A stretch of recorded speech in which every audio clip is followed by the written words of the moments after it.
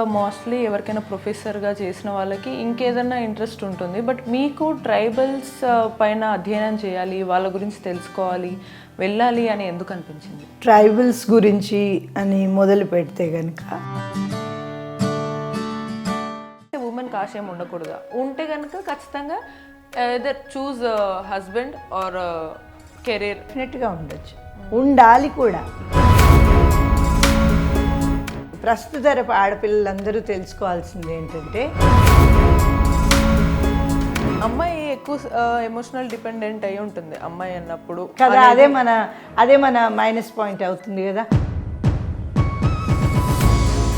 So ఇప్పటి వరకు ఇన్ని ఇయర్స్గా ఏంటి అని అంటే అమ్మాయి ఎక్కడన్నా ఏమన్నా చేయలేకపోతే వాళ్ళు చేయనివ్వలేదు అని చెప్పడమే తప్ప నువ్వు చేయలేదు అనేది ఎవరు రియలైజ్ అవ్వట్లేదు.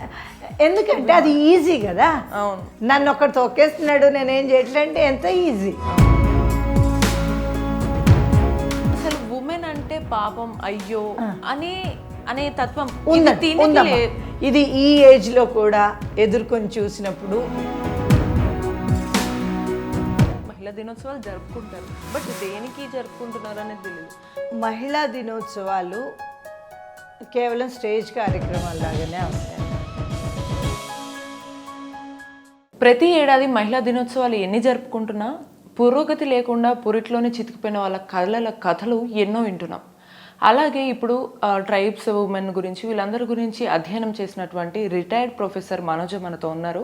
వారిని అడిగి ఆ మహిళల జీవితాలు ఎలా ఉంటాయి, ఆ జీవితాలని తన జీవితంతో పోల్చుకుంటే ఎంత భిన్నంగా ఉంది అనే విషయాలను చర్చిద్దాం.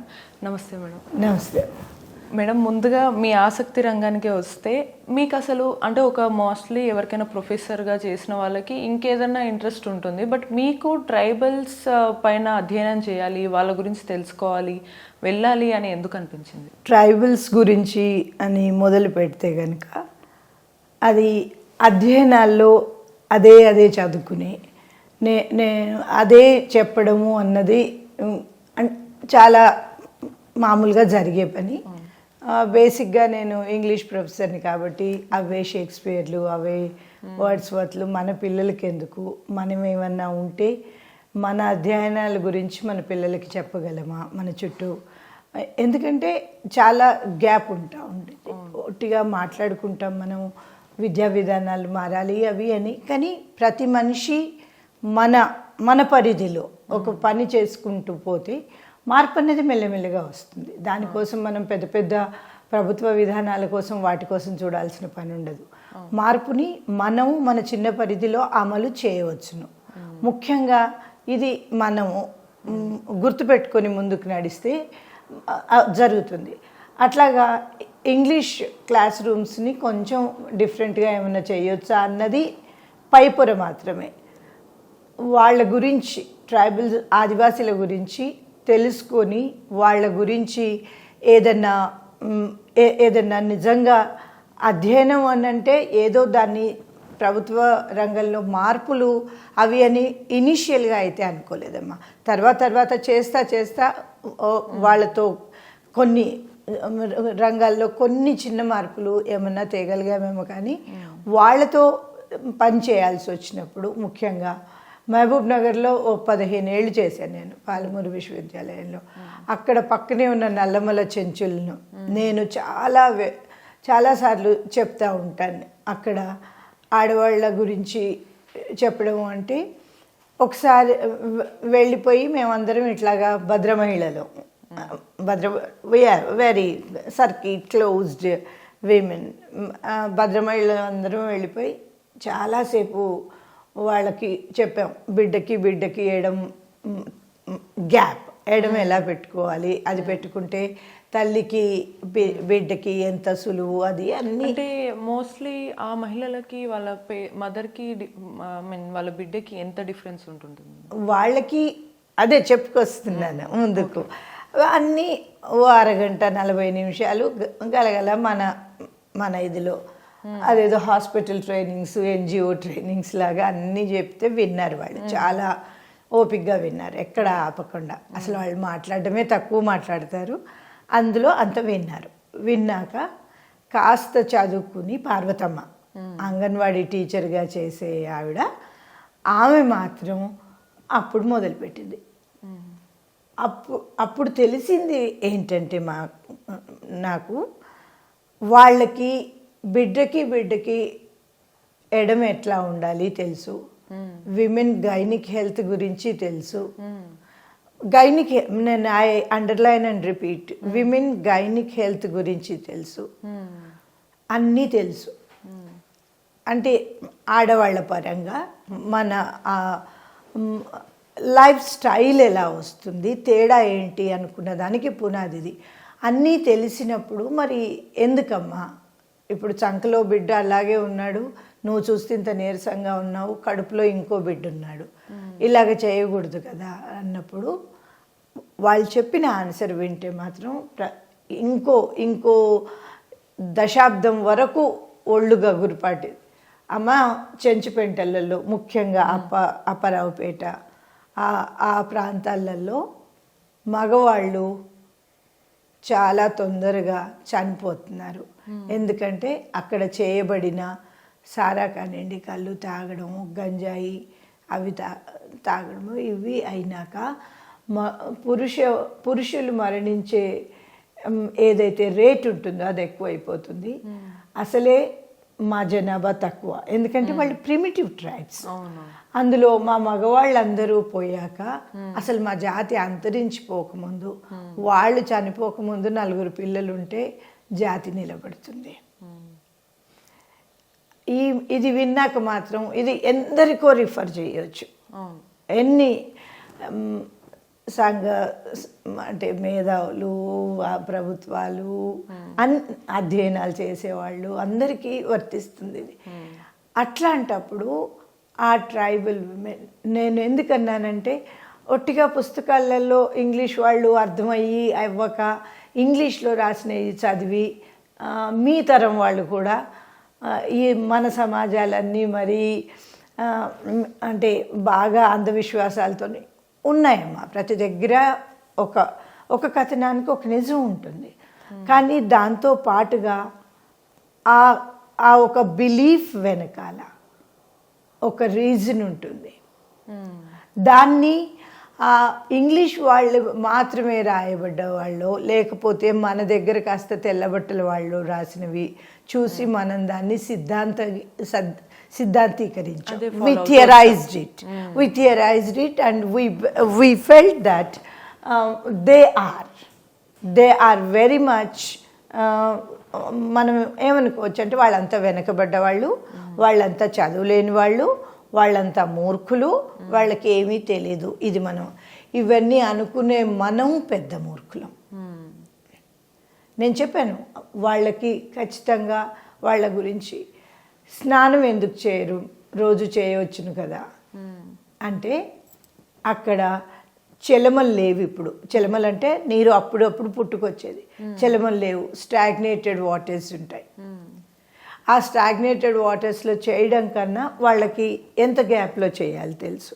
చెట్టు మీద దొరికే తడి ఉన్న ఆకులతో ఒళ్ళు తుడుచుకోవాలని తెలుసు.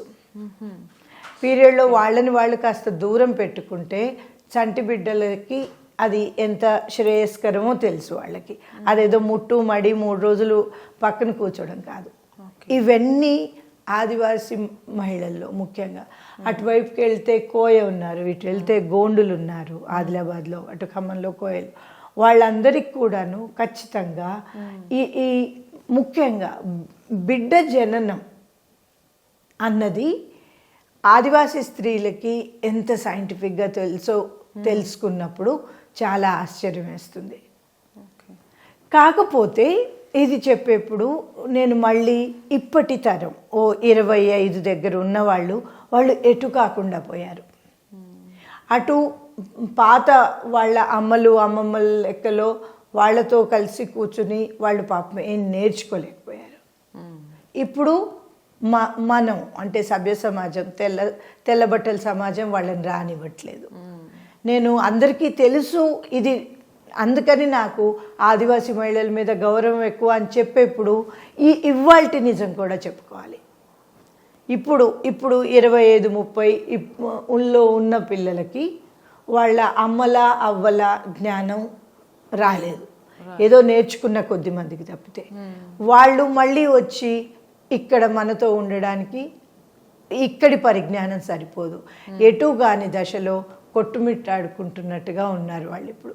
నేను చూస్తాను ఒక అమ్మాయికి నల్లమల్లల్లోనే ఒక అమ్మాయికి బ్యాంక్ ఉద్యోగం, బీకామ్ అయింది ఆ అమ్మాయిది, బ్యాంక్ ఉద్యోగం అంతా వచ్చి చేసి ఆ అమ్మాయి జాయిన్ కావడానికి ఇష్టపడలేదు. అదేంటమ్మా ఇంత మంచి అవకాశం కదా అంటే, ఏం చేయను మేడం, నల్లమల వరకు అయితే ఏ బ్యాంకు రాదు, నేను అయితే హైదరాబాద్కో లేకపోతే మీలాంటి వాళ్ళు చెప్తే ఏమన్నా మహబూబ్ నగర్ వరకు చేయాలి, ఎటుబడి నా అడవిని వదిలిపెట్టిపోవాలి. నేను వదిలిపెట్టిపోయినప్పుడు నేను ఇక్కడ నా చుట్టూ ఉన్న నా అక్క చెల్లెళ్ళకి చేసుకునే సాయం అంటే, కాస్త ధైర్యం లేని ఆడపిల్లలకి వాళ్ళ చుట్టుపక్కల ఉన్న దుండగులు అంటే వెళ్తా వస్తా హెరాస్ చేసేవాళ్ళు ఉంటారు, అది మనకు తెలిసేలాగా, వాళ్ళ నుంచి ఎట్లా ఎదుర్కోవచ్చు అన్నది చెప్పగలను నేను. అట్లా మాకు ఇక్కడున్న సమస్యలు ఉన్నాయి. ఒక అంబులెన్స్ బుక్ చేసుకోవాలన్నా, ఒక ఫారెస్ట్ ఆఫీసర్తో ఏదన్నా సాయం మేలు జరగాలన్నా, ఒక ప్రాజెక్ట్ ఆఫీసర్తో మాట్లాడుకోవాలన్నా, ఇవన్నీ నాలాగా కాస్త నోట్లో నాలుకున్న వాళ్ళు చేయగలుగుతారు. మీరిచ్చే ఆ కొద్దిపాటి జీతానికి అక్కడికి వచ్చి చేసుకుని ఇక్కడ మా వాళ్ళను వదిలిపెట్టలేము. ఈ అమ్మాయి ఇంకొక ఉదాహరణ నేను ఎప్పుడు బ్రతుకులో మర్చిపోలేను. ఆ అమ్మాయికి ఇద్దరు పిల్లలు, భర్త. వాళ్ళు కమిటెడ్గా నల్లమలలో వాళ్ళ జీవనాలు ఎలా ఉండాలో వాళ్ళని తెలుసుకుంటే ఏ మేధావితో మాట్లాడక్కర్లేదు, ఏ ప్రొఫెసర్తో మాట్లాడక్కర్లేదు, అంత స్పష్టత వాళ్ళకుంది. మరి మీరు బయటకు వస్తే మీకు చాలా లాభం జరుగుతుంది కదా అన్నప్పుడు వాళ్ళు చెప్పేది ఏదో సామెతలు, ఇమోషనల్గా నేను మాట్లాడదలుచుకోలేదు వాళ్ళు. ఎందుకంటే అదేదో వెళ్ళిపోగానే వాళ్ళు నాగరికులు అయిపోయారని వాళ్ళు అనుకోవట్లేదు. వాళ్ళు అనుకోవడం ఏంటంటే, మీకు చేతనైతే సవాలు మనకు విసురుతున్నారు వాళ్ళు.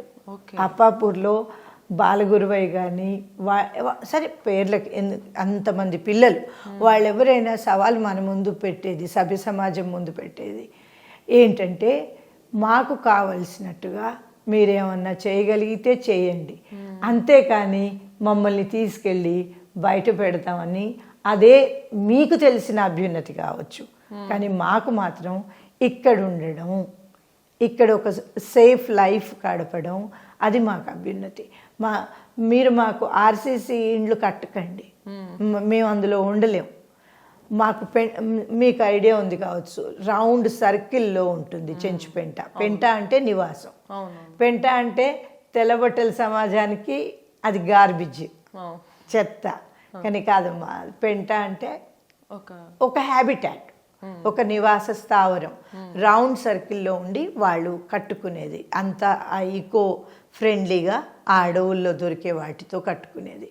వాళ్ళు ఏమంటారంటే, దాని పునాది మాకు గట్టిగా కావాలంటే సిమెంట్తో ఇటుకలతో వేసివ్వండి, పైన మొత్తం ఉండేది మేము మా ఈకో ఫ్రెండ్లీ మెటీరియల్స్తో మేము చేసుకుంటాం, గడ్డితో వీటితో ఉంటుంది అనమాట, రెల్లుగడ్డి అవన్నీ, వాటితో మేము చేసుకోగలం. కాబట్టి మాకు సరైన, ఎందుకంటే మనం చదువుతాం చాలా చాలా అధ్యయనాల్లో తెలిసింది ఏంటంటే, ముఖ్యంగా అండమాన్ నుంచి అక్కడి ప్రిమిటివ్ ట్రైబ్స్ని బయటికి తీసుకొచ్చినప్పుడు వాళ్ళు బతకలేక చనిపోయారు, ఉండలేక, ఆ ఎన్వైర్మెంటల్ తేడాకి. అట్లాగా నాకు తెలిసి ఇక్కడ మన దగ్గర ట్రైబ్స్ కూడా కొంతమంది చదువుకున్న ట్రైబ్స్ వాళ్ళని ఎటు కాకుండా చేస్తారు, అది కూడా చెప్పుకోవాలి మనం. అంటే వాళ్ళకి ప్రోగ్రెస్ ఏంటి, అభివృద్ధి ఏంటి అని అంటే, ఓ నాలుగు గోడలు, ఓ కారు, ఇలాంటి ప్రస్తుత సమాజం వాళ్ళకి ఇస్తున్నది మాత్రమే. ఒక నిజమైన ట్రైబ్కి, నిజంగా తనని తాను తెలుసుకున్న ట్రైబ్కి తెలుసు తన అడవి ఎంత ముఖ్యమో, తను సమాజానికి ఎంత ఇస్తున్నాడో తెలుసు. ఇది నేను గమనించిన తేడా అయినప్పుడు, అది నేను అధ్యయనం అన్న పెద్ద పెద్ద మాటలు కూడా కాదు, జీవితాన్ని అర్థం చేసుకోవడం వాళ్ళతో చేసుకోగలిగాను. అంటే ప్రొఫెసర్గా కన్నా కూడా ఎక్కువగా మీరు ఈ రీసెర్చ్లోనే ఎక్కువగా తెలుసుకున్నారు. Definitely, because knowing about life is that there. And of course ఇవి తెలుసుకున్నాక మాత్రం ఇట్లా మనం ఒక్కొక్కళ్ళం వెళ్ళిపోయి మాట్లాడమన్నా కూడా వాళ్ళు పెద్దగా ఏమీ మాట్లాడారు. అంటే వాళ్ళకి ఎలా అయిపోయిందంటే ముఖ్యంగా నేను చూసిన ట్రైబ్స్ వీళ్ళు ముగ్గురమ్మ, గోండ్లు, కోయలు, చెంచులు. వీళ్ళతో పాటు ఉపతెగలు ఉంటాయి. ఇంకా వాళ్ళందరికీ ఎలా అయిపోయిందంటే మేమేమన్నా స్పెసిమెన్స్ మా దగ్గరికి వచ్చి ఓ కెమెరా పెట్టి ఓ మొబైల్ పెట్టి మాట్లాడిపోయి మీరు చేసేది ఏముంది, why should we waste time, why should we talk to you, మాట్లాడాలి ఎందుకు, మీకోసం ఎందుకు ఇంత సమయం వెచ్చించాలి అన్నది ఖచ్చితంగా అవేర్నెస్ వాళ్ళలో వచ్చేసింది. ఎందుకంటే పుస్తకాలలో ఉన్నది చదివి రాయడం వేరు, ఇవాళ నల్లమల్లపేంటకి వెళితే వాళ్ళు ఏమి రియాక్ట్ అవుతారు అన్నది చెప్తున్నాను మీకు. వాళ్ళకి ఏం ఇంట్రెస్ట్ ఉండదు, మన వైపు ఇలా చూస్తారు ఒకసారి, మీకు నీళ్లున్నాయా, మీకు వసతులు ఉన్నాయా, దే రిపెల్ ఓవర్ దట్. లేవు, అయితే ఏం చేస్తారు, ముందు మీరేం చేస్తారో చెప్పండి, అప్పుడు మేము మాట్లాడతామంటారు. అందుకని వాళ్ళతో మాట్లాడగలగడం కూడా వాళ్ళతో మమేకమైనప్పుడే వస్తుంది. వాళ్ళకి to win over their confidence is not easy. అది తెలిసినప్పుడు తప్పితే వాళ్ళు మాట్లాడలేరు. అట్లాంటప్పుడు నేను ఒక ఫౌండేషన్తో పనిచేస్తాను, జయదీప్ తిరుమలరావు గారు మొదలుపెట్టిన ఇది. ఇక్కడ మళ్ళీ మనం మహిళా దినోత్సవం సందర్భంగా నేపథ్యంలో మాట్లాడుకున్నప్పుడు యాక్సెప్ట్ చేయాల్సిన విషయం ఏంటంటే ఫీల్డ్ వర్క్స్లో అందరూ ఉండాలమ్మా. ఒక్క మగవాళ్ళని కాదు, ఒక ఆడవాళ్ళని కాదు. ఫీల్డ్ వర్క్లో ఒక టీంలో అందరూ ఉన్నప్పుడే ఒక సరైన సమాచారం రాగలుగుతుంది. మనం ఒక్కళ్ళం వెళ్ళిపోయి అంటే వాళ్ళకి కొన్ని విభిన్నమైన అలవాట్లు ఉంటాయి. ఆడవాళ్ళకి గౌరవం ఇవ్వాలి అన్న ఇంగితం కూడా ఉంటుంది. అమ్మ మీరు వెళ్ళి కూర్చోండి అంటారు. అట్లాంటప్పుడు ఇలా ఉంటాయి. ఇలాంటప్పుడు ఆదిధ్వని ఫౌండేషన్తో జయదీప్ తిరుమలరావు గారితో కలిసి ఫీల్డ్ వర్క్స్ ఎక్స్టెన్సివ్గా చేసినప్పుడు అప్పుడు వాళ్ళకి ఇచ్చిన ఇది వాళ్ళలో ఉన్న ఒక బ్రతుకుని ఎదుర్కొనే తత్వం, నిలబడే తత్వం. అటు అడవి జంతువులతోని తమను తాము రక్షించుకోవాలి. వాళ్ళు ఎప్పుడు ఎలుగొడ్డొచ్చి మీద పడుతుందో తెలీదు, ఎప్పుడు అడవి పంది వస్తుందో తెలియదు, ఉన్న 1-2 పులులు వస్తాయా తెలియదు. వాటి నుంచి రక్షించుకోవడం, ఒక పెద్ద నెగడు వేసి ఒక పెద్ద మంట వేసి వాళ్ళని వాళ్ళు రక్షించుకోవడం దగ్గర నుంచి సమాజాన్ని నుండి రక్షించుకోవడం వాళ్ళని వాళ్ళు. ఇప్పుడు మీరు ఇవి చాలా నేర్చుకున్నారు అని అన్నారు కదా మేడం, వాళ్ళ లైఫ్కి మీ లైఫ్కి మీరు ఎలా డిఫరెన్షియేట్ చేస్తారు? ఉంది కదా, నాకు ఒక చెట్టు లేదు, ఒక స్వచ్ఛమైన గాలి లేదు, ఒక తెచ్చిపెట్టుకున్న ఆలోచన విధానమే. ఇంకెవరో ఇలా నువ్వు ఆలోచించు అని చెబితే అలానే ఆలోచించిన విధానమే తప్పితే నాకుగా ఉన్న విధానం లేదు. నేను చెప్పాను ఇప్పుడే, ఒక అమ్మాయి బ్యాంక్ నౌకరీ వదిలేసి తన అక్క చెల్లెళ్ళకి అక్కడ వాళ్ళని చూసుకుని ఉంటాను అని క్లియర్గా చెప్పింది. ఆ డెసిషను ఇక్కడ ఉన్న ఆడపిల్లలు ఎవరు తీసుకోరు. మన చిన్న కడుపుకు శ్రీరామ రక్ష అంతే. మనం దాటి మనం కలెక్టివ్గా సమాజం కోసం మనం ఆలోచించు. ఇది తేడా. ఓకే, అంటే మీ పర్సనల్ లైఫ్ అంటే ఇప్పుడు వరకు కూడా మీరు ఆదివాసీల గురించి కానీ అక్కడ మహిళల గురించి మీరు చెప్పారు. మీ పర్సనల్ లైఫ్ గురించి ఒక ఉమెన్గా మీరు ఏం చెప్తారు? అటు ప్రొఫెసర్గా ఉన్నప్పుడు కెరీర్, ఇప్పుడు ఆదివాసీల గురించి రీసెర్చ్ స్టార్ట్ చేసిన తర్వాత, అండ్ మీ పర్సనల్ లైఫ్ గురించి. ఏం లేదమ్మా, పర్సనల్ లైఫ్ గురించి పెద్దగా చెప్పుకునేది ఏమీ ఉండదు. It's like anybody. ఒక ఉద్యోగం, ఇల్లు, పిల్లలు, బయటికి వెళ్ళడము అన్నది మాత్రం కాస్త ప్లాన్ చేసుకుని. ఇంట్లో మనకి లక్కీలీ ఇండియాలో ఇంకా మనకి హౌస్ హెల్ప్స్ దొరుకుతారు. ఎవరినన్నా హెల్ప్ ఇది తీసుకుంటే సాఫీగానే ఉంటుంది. అదేదో అందుకని ఇప్పుడు వచ్చే ఆ రచనలు అవన్నీ చేస్తాను. చూస్తుంటే నాకు అప్పుడప్పుడు అంటే నేను ఓల్డ్ స్కూల్కి నేను చెందను. కొత్త వాళ్ళను పూర్తిగా యాక్సెప్ట్ చేయలేను, స్వీకరించలేను. అట్లాంటప్పుడు కొన్ని విచిత్రమైన పోస్టులు వస్తుంటాయి ఈ విమెన్స్ డేకి. ఓ 4 చేతులు ఆడవాళ్ళకి, ఓ దాంట్లో పెన్ను, ఓ దాంట్లో, ఎంత బుల్షిట్ కదా అది అనిపిస్తుంటుంది నాకు. మనకి ఒక మెదడు బదులు 4 మెదళ్ళు ఉన్నాయేమో, ఉండనివ్వండి, ఉంటాయి. కానీ మనకున్న 2 చేతులతో, ఒక సశక్తమైన బుర్రతో మనం ఆలోచించగలము. దానికోసం చిత్రీకరణలు అలా ఉండనవసరం లేదు. దాన్ని మీ తరమైనా ఖండించండి. You need not be super women, be a women, be with compassion.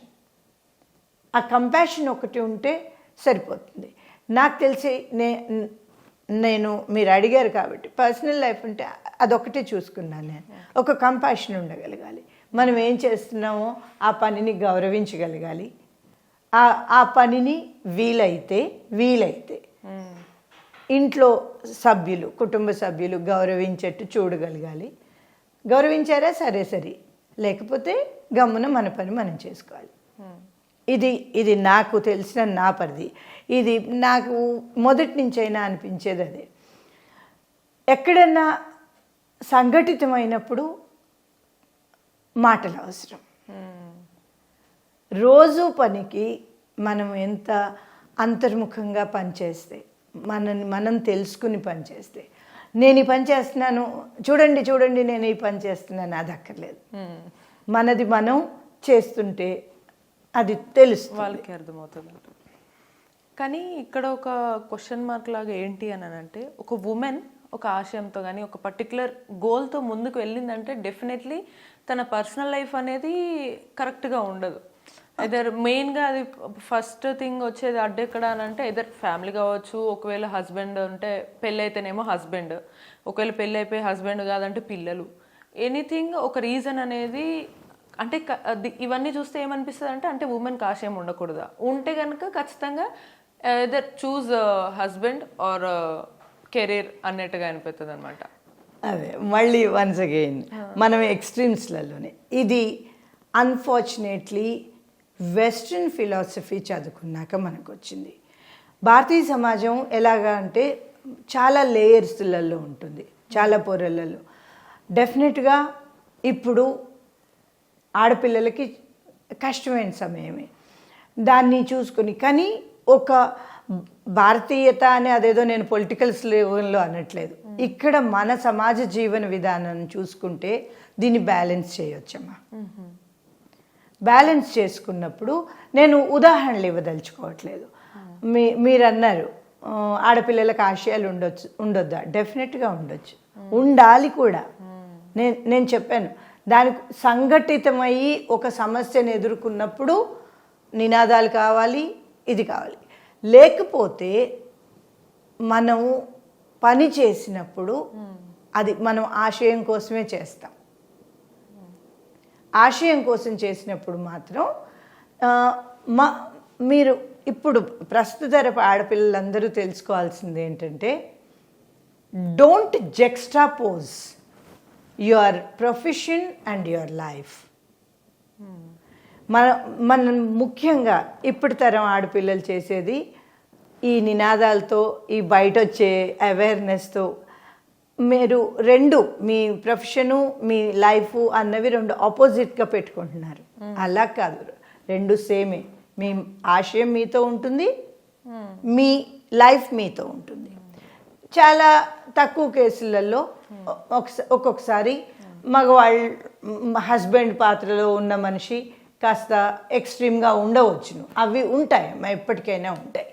వాళ్ళని ఎలాగా ఉండదలుచుకున్న గీతలో ఉంచవచ్చును అన్నది కూడా మనకు తెలియాలి. చిన్నప్పుడు మీ ఏజ్లో ఉన్నప్పుడు నేను చెప్పేదాన్ని, ఇప్పుడు నాకే నవ్వు వస్తుంది. 9 నెలలు కడుపులో పెట్టుకుని రక్త మాంసాలు ఇచ్చి తర్వాత కానీ విద్యాబుద్ధులు చెప్పి నడక నేర్పి అంతా చెప్పిన పిల్లవాడు మాట వినడు, ఆ మగవాడు మాట వినడు అంటే ఎక్కడో చోట మనది మన ఎఫర్ట్ కూడా ఉండాలి. తప్పను నేను, మన ఎఫర్ట్ కూడా ఉండాలి. ఒక భారతీయ సమాజంలో తల్లిని సరిగ్గా చూసుకోవాలి, భార్యను సరిగ్గా చూసుకోవాలి అన్నది బై లా ఉంది. మనకి బై లా ఉంది, బై నామ్ ఉంది, సొసైటల్ నామ్ ఉంది. అది వాళ్ళు దాటుతున్నప్పుడు మనం పోలీసులు కేసులు అనకుండా ఇంట్లో 4 రోజులు మీరు ఆలోచించి చూడండి అందరూ. ఇది మళ్ళీ భద్ర మహిళలకు వర్తిస్తుంది. ఇది మళ్ళీ ఆదివాసీ మహిళలు కానివ్వండి, మా దిగువ తరగతులలో, నాకు ఆ వర్డ్ ఇష్టం ఉండదు, బట్ పావర్టీ లైన్కి కింద ఉన్న ఆడపిల్లలు ఉంటారు. ఇక్కడ మనకి స్లమ్ లైన్స్ ఉంటాయి, మనకి ఇక్కడ రెడ్ లైట్ ఏరియాస్ ఉంటాయి. ఇవన్నీ మళ్ళీ ఒక పెద్ద విషయం. వీటిని గురించి మనం తక్కువ మాట్లాడుకుంటాం. కాబట్టి అక్కడ క్రూరత్వం ఉంది, అక్కడ వాళ్ళకి ఎక్స్ప్లాయిటేషన్ ఉంది, ఇది ఉంది.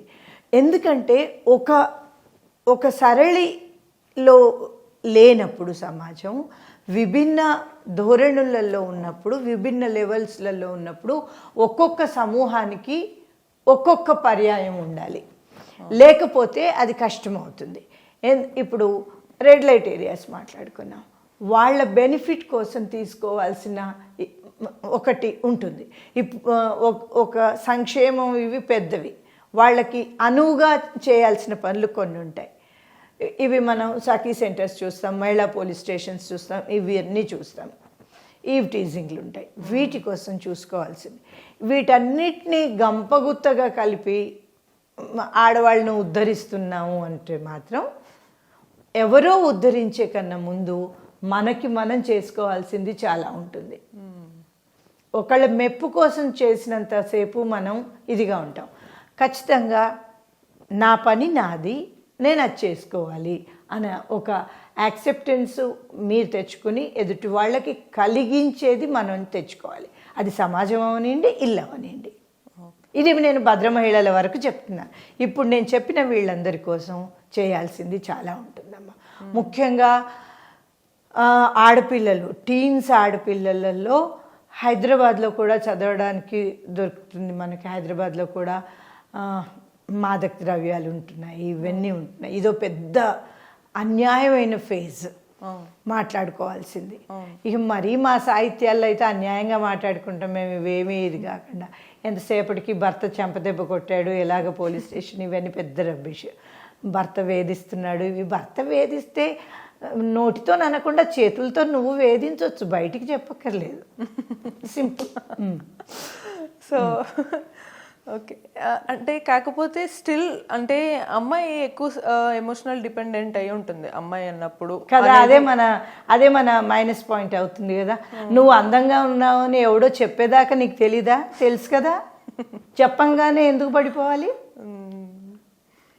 సెంటెన్స్ కరెక్ట్ చేసుకో అంటే రెండో వాడు ఎవడు మళ్ళీ వాడే రెండోసారి వచ్చి చెప్పాడు కదా. అమ్మాయిలు మోసపోతున్నారు అంటే అండర్లైన్ సెంటెన్స్ ఇది. కానీ ఇంకొక క్వశ్చన్ కూడా ఏంటి అని అంటే మేడం, మూవీస్లో చూస్తుంటాం మామూలుగా ఒక heroine so and so hero అంటే హీరోయిన్ ఎందుకు పెడతారంటే ఇన్ జనరల్ వాళ్ళే ఒకరినొకరు పెళ్లి చేసుకోవడమో సంథింగ్ జరుగుతుంది కాబట్టి ఒకరినొకరు ఇష్టపడతారు. హీరోయిన్కి ఒక ఆశయం, గోల్ ఉంటే హీరో చాలా హైలైట్ చేస్తాడు, అది సీన్లో అదే హైలైట్ చేస్తారు, బాగా నచ్చుతుంది. కానీ ఇన్ జనరల్గా మీరు అన్నట్టుగా ఆశయం ఉండాలి అంటారు, బట్ అలా ఉన్న వాళ్ళు, వర్క్ చేసే వాళ్ళు అంటే చాలా తక్కువ, అందరికి నచ్చరు. ఎందుకు నచ్చకపోవడానికి ఏముంది, అసలు ఎందుకు నచ్చదు అంటారు? ఒకటి ఏంటంటే ఎంత మనము పక్కన పెడదాం అనుకున్నాను, ఆ పితృస్వామ్య వ్యవస్థ అన్న వర్డ్ని నేను మా యూనివర్సిటీల డయాస్ మీద ఎప్పుడు అంటుంటాను. మనకి సంబంధించి మన వొకాబులరీ, మన పదబంధం మారే వరకు మన ఆలోచన విధానం, మన ఆలోచన తీరు మారదు. ముందు మనం ఈ శబ్దాలలోంచి, ఈ శబ్ద సరళ నుంచి బయటికి రావాలి అని మా క్లాస్ రూమ్లో చదువుతుంది. ఒక్కటి ఏంటంటే వాళ్ళు ఆశయాలు మనకు ఉన్నప్పుడు వాళ్ళు గౌరవించకపోతే మనం తెచ్చుకోవాల్సింది. నేను ఇది మళ్ళీ మా గోండు వీళ్ళ దగ్గర నుంచి చూసి నేర్చుకుంది అమ్మ, కోయిల్ దగ్గర నుంచి. అన్యాయం మనకు జరుగుతుంది, మనను నొప్పిస్తున్నారు ఎవరైనా అని అనిపించినప్పుడు సహజంగా ఎదురు తిరిగే లక్షణం ప్రతి హ్యూమన్ లివింగ్ బీయింగ్కి ఉంటుంది. Living being rather human. Amoeba లాంటి దానికైనా ఎక్కడి నుంచి అన్నా ఒక విపత్తు వస్తుందంటే అది అలర్ట్ అవుతుంది. అట్లాగా ముఖ్యంగా ఆండ్రోగైనో మగ ఆడలది చూసుకున్నప్పుడు ఇట్లాంటి వీటిలలో సతర్కంగా ఉండగలిగిన స్పీషీస్ ఆడవాళ్ళు గైనోసెక్ట్. మనం ఏ ఆపదకైనా సతర్కంగా ఉండగలం. దాన్ని సమాజం కొంతవరకు మాత్రమే మనని అంటే మళ్ళీ తొక్కడం అణచడం ఇది కాదు, సమాజం కొంతవరకు మనని ఇన్ఫ్లుయెన్స్ చేస్తుంది. కానీ ఒక పాయింట్ తర్వాత ఆ ఇన్ఫ్లుయెన్స్ని ఎదుర్కొనే లక్షణం మనకి పెంపొందించుకోగలగాలి. దానికోసం మనకి ఎక్కడ ఏ కోర్సులు అవి ఉండవమ్మా. మనని మనం ఎలాగా, ఒక పులి వచ్చి మీద పడుతుంది, అది పులి కానివ్వండి మగవాడు కానీ మీద పడుతుంది, అప్పుడు ప్రాణం కోసం రక్షించుకుంటాం కదా. అట్లాగే ఈ సమాజంలో ఉన్నప్పుడు, సభ్య సమాజం అయినప్పుడు చాలా వరకు ఈ విమెన్ సెల్స్, గ్రీవెన్స్ సెల్స్ వీటిలలో చూసినప్పుడు నాకు అదే అనిపించేది. Don't surrender mentally. తర్వాతవన్నీ మనకి ఫాలో అయ్యి సరిగ్గా ఉంటాయి. ఎందుకంటే అన్ని వర్గాల అన్ని రంగాల మహిళలకి పెద్దగా మనం వెళ్ళి సపోర్ట్ చేద్దాము అనే ఇది అక్కర్లేదమ్మా. ఇప్పుడు ఉన్నారు, ఇప్పుడు ఎక్కడైనాను మీరు అన్నట్టు కార్పొరేట్ రంగం ఉంది, అక్కడ ఉండవ కంప్లైంట్స్ ఉంటాయి, వాళ్ళకి ఉంటాయి. మొన్న రీసెంట్గా ఏదో చదువుతున్నప్పుడు అనిపించింది నాకు, కార్పొరేట్ రంగాలలో how they want to mend, change కాదమ్మా, how they want to mend their own work patterns అని ఒక ఆర్టికల్ చదువుతూ ఉండేది. ఆ వర్క్ ప్యాటర్న్ మనం కాస్త మార్చుకోగలిగితే, అంబిషియస్ మనం ఉండాలి ఎప్పుడైనా. ఆ అంబిషన్లో నో చెప్పగలిగే ధైర్యం కూడా పెట్టుకోవాలి. పర్సనల్గా మీకు ఏది సూటబుల్, సొసైటీ సమాజం మనకిచ్చిన నామ్సే సరైనవి అనుకోవాల్సిన అవసరం లేదు. మన నామ్స్ మనకు తెలుస్తాయి, మన బాడీ మనకి చెప్తుంది నువ్వేం తింటే నీకు మంచిది, నువ్వు నీ జీవన విధానం ఎప్పుడు లేచి ఎప్పుడు పడుకుంటే మంచిది, ఇవన్నీ చెప్తుంది. సూర్యుడికి ఉన్న లాంటి క్రమశిక్షణ మనకు కూడా ఈకాలజీ ఇస్తుంది, మన బాడీ ఇస్తుంది. దాన్ని ఇదైపోయి ఎక్కడున్నా అంబిషన్లో మీకు ఇష్టం లేనితనం ఉన్నప్పుడు నో చెప్పే ధైర్యం కూడా పెట్టుకోగలగాలి. ఇది చాలా వరకు కొంచెం భద్ర మహిళలని వాళ్ళ ఫ్రస్ట్రేషన్ నుంచి బయటికి తీసుకురాగలదు. ఎందుకంటే మా సాహిత్యంలో ఎప్పుడూ ఇదే అవుతుంది, ఓమని అన్నీ రాసే వాళ్ళంతాను వాళ్ళ సంసారాలు వాళ్ళ ఇళ్ళు భద్రంగా పెట్టుకుంటారు. రాయడం మాత్రం ఆడపిల్లల్ని రెచ్చగొట్టేట్టుగా, ఉత్తేజపరిచేట్టుగా, మగడంటే మనకేదో కౌంటర్ పార్టు ఇదిగా రాస్తారు. నేను మీ ఏజ్లో ఉన్నప్పుడు నేను అడిగేదాన్ని, madam you are not a divorcee, బాగున్నారు కదా మీరు అని అంటే, నేను చిన్నదాన్ని టీన్స్లో ఉండేది, అడిగేదాన్ని అనమాట. ఇప్పుడు ఆ రచయిత్రుల పేర్లు ఇక్కడ వద్దు, అడిగేదాన్ని అనమాట. అది స్పాంటేనియస్గా వచ్చేది. కాబట్టి ఎప్పుడైనా కూడా సైకాలజీ పరంగా చూసుకుంటే, మనస్తత్వాలలో చూసుకుంటే women are good administrators. Start your administrative pass at home. ఆ ఏదైనా కూడాను అణగదొక్కబడుతున్నాము అన్నది పెద్ద సైకలాజికల్ గేమ్ అమ్మ. ఓకే, సో ఇప్పటి వరకు ఇన్ని ఇయర్స్గా ఏంటి అని అంటే, అమ్మాయి ఎక్కడన్నా ఏమన్నా చేయలేకపోతే వాళ్ళు చేయనివ్వలేదు అని చెప్పడమే తప్ప నువ్వు చేయలేదు అనేది ఎవరు రియలైజ్ అవ్వట్లేదు. ఎందుకంటే అది ఈజీ కదా. అవును, నన్ను ఒకటి తొక్కేస్తున్నాడు నేనేం చేయట్లేదు అంటే ఎంత ఈజీ. నేను అదే అంటున్నాను, ఇట్స్ సైకలాజికల్ గేమ్. మనం చెప్పగలగాలి గీత, కనీసం ఇప్పటమ్మాయిలు రైట్ ఫ్రమ్ కార్పొరేట్ నుండి. అవును, బట్ స్టిల్ అసలు ఉమెన్ అంటే పాపం అయ్యో అనే తత్వం ఇది ఈ ఏజ్లో కూడా ఎదుర్కొని చూసినప్పుడు ఒళ్ళు భగ్గు అన్నట్టుగా అనిపిస్తుంది, ఉంటుంది. ఇప్పుడు అంటే అయ్యో పాపం అనుకుంటే బయటికి అంటే ఇక బాగుండదేమో, మనని ఛాందస్లు అనుకుంటారేమో అని అనుకోకుండా చూడ్డానికి చాలా క్లియర్గా తెలుస్తుంటుంది ఎదుటి వాళ్ళ ప్రవర్తన. దాన్ని ఎక్కడికక్కడ దాన్ని కట్ చేయడం ఒక్కటే విధానం తప్పితే, ఎదుటి వాళ్ళు ఒక ఫీలింగ్ ఉంది అనుకుంటే ప్యాకెట్ ఆప్ చెప్పగలగాలి. ఆఫీస్లో కొలీగ్ కానివ్వండి, ఇంట్లో పరిస్థితులు అయినప్పుడు వాళ్ళకి పాపము అని జాలి పడుతున్నారు అంటే అది ఖచ్చితంగా ఖండించగలగాలి. కానీ డూ యూ హేట్ ఉమెన్ అని హేట్ అన్నదానికి అసలు ఆస్కారమే ఉండదమ్మా. ఎందుకంటే డిస్లైకింగ్ ఉంటుంది. కొన్ని ఏరియాస్లో బాగా చికాగ్గా ఉంటారు మగవాళ్ళు. అవన్నీ ఉంటాయి, ఉండవని కాదు. కానీ సమాజం అన్నప్పుడు స్త్రీ పురుషులు మీరు లైక్ చేయండి, లవ్ చేయండి, హేట్ చేయండి, డిస్లైక్ చేయండి, ఏమన్నా చేయండి. బయలాజికల్ నీడ్ ఏంటంటే you have to live together, right? Live together. So won't it be wise to live together? మీరు మీ నిర్ణయాత్మక అంశాలతో క్లియర్గా ఉండి ఎదుటి వాళ్ళని వాళ్ళ అంశాలతో ఉండనిస్తే గనక అది సరిగ్గా ఉంటుంది అన్నది మనకి మనం అలవాటు చేసుకోవాలి. ఇప్పుడు వెంటనే మగవాళ్ళను మనం మార్చేద్దాము అన్న దీంట్లో పోకుండా నేను చూస్తున్నాను తేడాలు బాగానే ఉంటాయి. మా తరానికి మేము విన్న అమ్మమ్మల తరానికి ఇప్పటి తరాలకి నేను నా కొడుకుని చూస్తుంటాను, వేరే ఆ ఏజ్ పిల్లల్ని వీళ్ళని చూస్తుంటున్నాను. యాక్సెప్టెన్స్ వచ్చింది. మెల్లిమెల్లిగా ఇది మళ్ళీ ఒక చిన్న వర్గంలోనే. మళ్ళీ నేను ఇదివరకు చెప్పిన వాటన్నిట్లో ఇది ఏ మార్పు రాదు. అక్కడ women is a saleable commodity. అది అక్కడ మళ్ళీ ఏమవుతుందంటే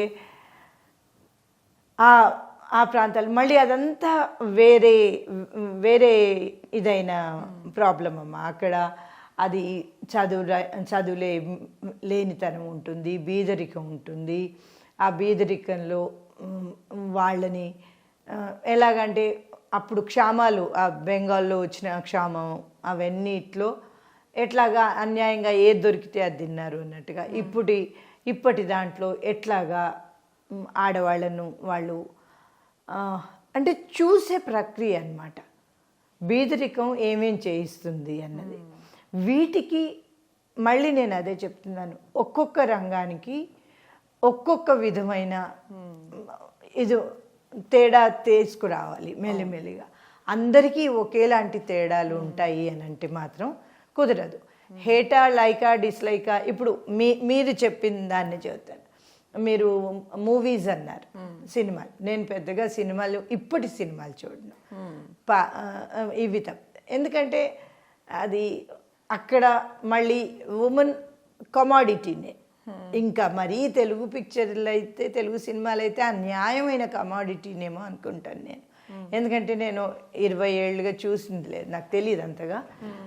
అక్కడ కమాడిటీ ఒక ఫ్లెష్ అండ్ బ్లడ్ ఇది మాత్రమే అయినప్పుడు దాన్ని తేడాలు తేవడానికి ఎవరో మొన్న పేపర్లో చదివేప్పుడు ప్రేక్షకులు అదే చూస్తారు కాబట్టి మేము తీస్తాము, వాళ్ళని ఖండించలేమా? ఖండించగలం.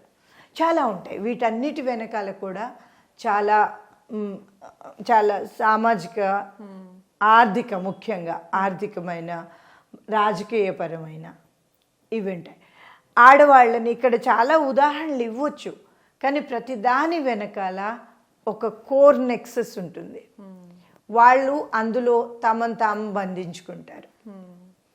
బంధించుకున్నప్పుడు ఇంకా వాళ్ళు బయటికి రావడానికి ప్రయత్నం చేయలేనప్పుడు ఈ సంఘాలు, ఫెమినిస్ట్ సంఘాలు ఇవన్నీను.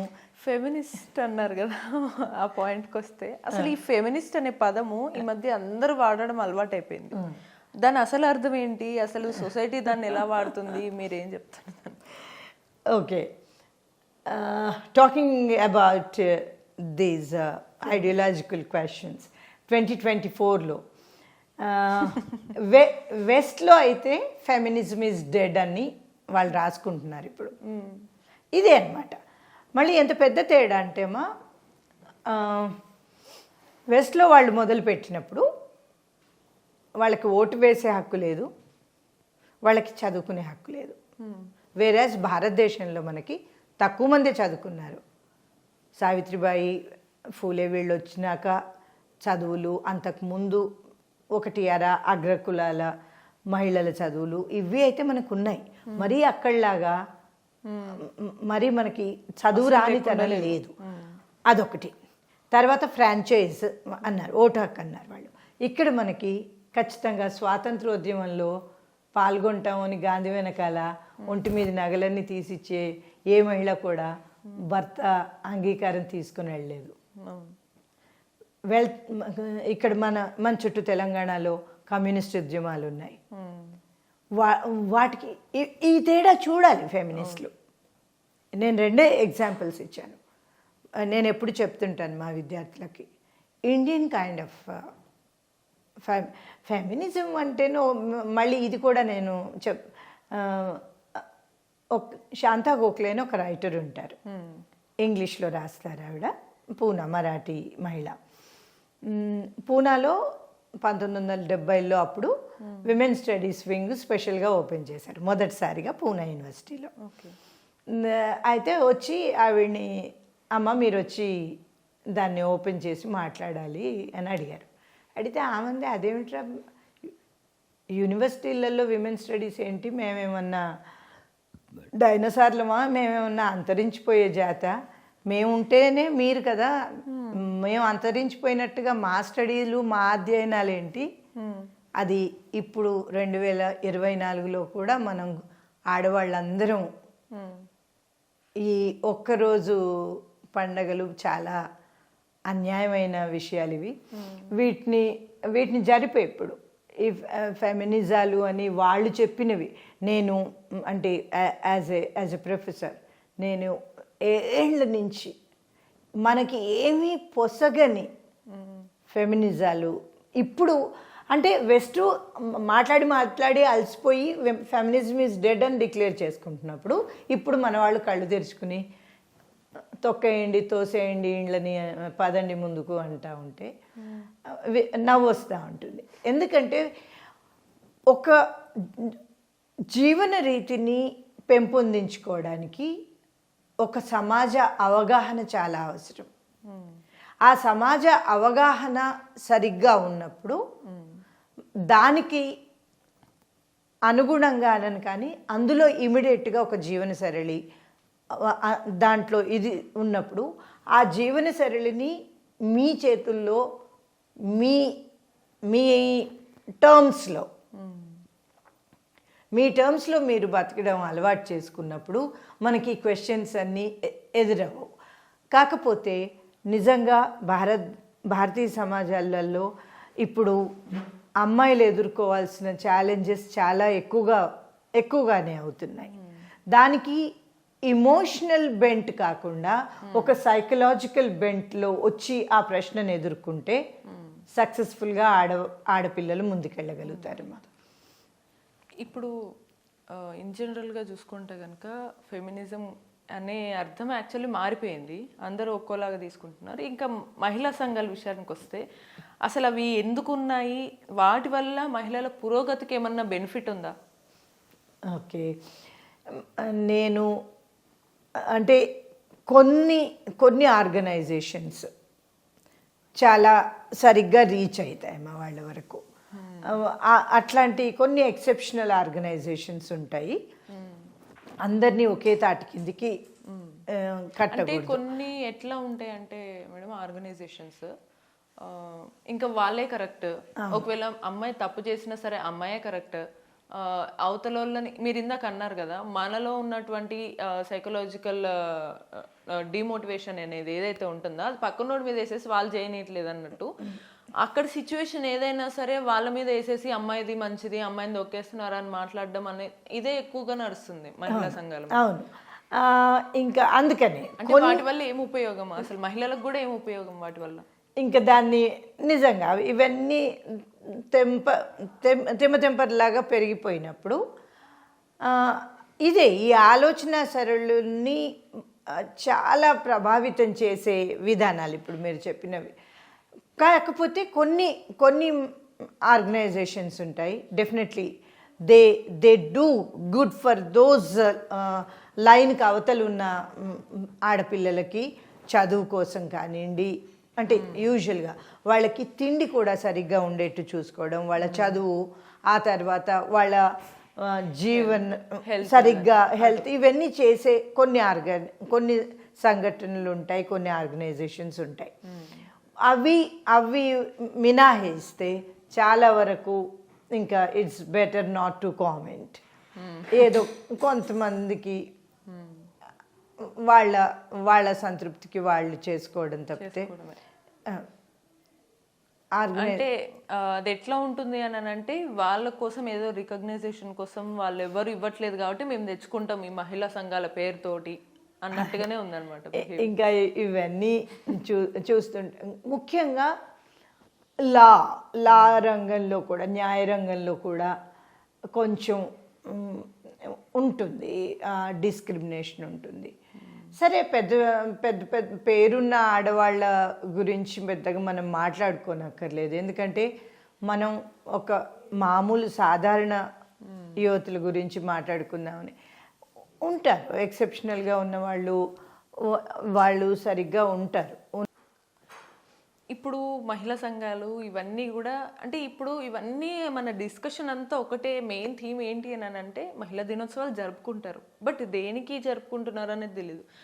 ఇన్ని ఇయర్స్గా జరుగుతున్నాయి, ఇప్పుడు 2024 నెక్స్ట్ ఇంకో 2025 వస్తుంది, మళ్ళీ అదే ఇయర్ జరుపుకుంటారు. బట్ స్టిల్ కొన్ని కామన్ థింగ్స్ ఇందాక అన్నట్టు ఉమెన్ అంటే పాపం, లేకపోతే ఉమెన్కి ఆశయం ఉండకూడదు, లేకపోతే చేస్తే either choose family or career అనే ఈ ఆప్షన్సే ఎక్కువగా నడుస్తున్నాయి. ఇవన్నీ ఒకటైతే ఈ మహిళా దినోత్సవాలు జరుపుకుంటున్నప్పుడు మీరు గమనించిన వాటిల్లో ఉన్న లోపాలేంటి? మహిళా దినోత్సవాలు కేవలం స్టేజ్ కార్యక్రమాల్లాగానే అవుతాయమ్మా. ఎవరో ఇద్దరిని పిలవడం, గవర్నమెంట్ పరంగా అయితేనేమో కొంతమందిని సెలెక్ట్ చేసేయడం, అది వాళ్ళకి ఉంటుంది. అందులో ఏదో పురస్కారం ఇచ్చేసామంటారు, తీసుకున్న వాళ్ళు ఆనందపడిపోయి వాళ్ళు ఇచ్చాం, మేము గుర్తించాము ఆడవాళ్ళని అనుకుంటారు. అది అక్కడికి హైలైట్ పాయింట్, గుర్తించాం ఆడవాళ్ళని అని. అంతే కదా. Now you can't deny that Murmu is a lady, she's a tribe. Fine, India respects women like anything. So ఉంది. ఉన్నప్పుడు మనం ఇప్పుడు నాకు నోటి చివరి దాకా వచ్చింది ఆశయాలు అవి ఉండడం, ఇది అంటే సానియా మిర్జా అక్కర్లేదు, అట్లాంటి ఎగ్జాంపుల్స్ మనకు అక్కర్లేదు. అంటే ఆ కాన్ఫిడెన్స్ వేరు, ఆ తరగతిలోకి అమ్మాయిలు వెళ్ళలేరు. ఎందుకంటే అయినప్పటికీ ఎగ్జాంపులరీగా నిలబడింది ఆవిడ. ఒక ఖుల్లా అయితేనేమి, ఖుల్లా అనేది అసలు ముస్లిం విధాన వాళ్ళల్లో ఎంతసేపటికి తలాక్ వింటాం కానీ ఖుల్లా వినం. అట్లాంటిది అది. అంటే ఆవిడకున్న మిలియన్స్ డబ్బు ఇచ్చే ఇది కావచ్చు, తన ఆట ఇచ్చే కాన్ఫిడెన్స్ కావచ్చు, కానీ మామూలు వాళ్ళకి అది వర్తించలేము. ఆ న్యూస్ చదువుతున్నప్పుడు ఒక చిన్న రాయచూర్ దగ్గర నుంచి వచ్చిన ముస్లిం పాప, హౌస్ హెల్ప్ అనమాట, అమ్మ రేపు పనికి రాను అంటే మారుతున్న సమాజ తీరు కూడా మనం లేకుండా విమెన్. అమ్మ ఏమనిందంటే, అమ్మ ఒక 2 రోజులు రాను, ఎవరినన్నా పంపుతాను, ఎందుకురా అంటే అబార్షన్ చేయించుకోవాలి అంటే. నేను అన్నాను, ఇంట్లో మీ వాళ్ళంతా ఒప్పుకున్నారా అంటే, అమ్మ నేను ఈయన మాట్లాడుకున్నాం, మాకు ఇప్పుడే బిడ్డ అంటే ఇది ఇప్పుడే 5-6 వారాలే కాబట్టి వెళ్తాం. ఇట్లాంటివి నాకు ఫీల్డ్ వర్క్స్లలో ఇవి అంటే ఇది ఒక్కటే ఎగ్జాంపుల్తోని మొత్తం సమాజంలో ఒక సెక్షన్ మారిపోయింది అనను నేను. అంటే మనం జనరల్గా ఎలా చూస్తాం, ఆ కమ్యూనిటీలో చాలామంది పిల్లలు ఉంటారు, ఆడవాళ్ళు బిల్కుల్ అబలా నారి ఉంటారు, ఏది ఉండదు ఇది అని.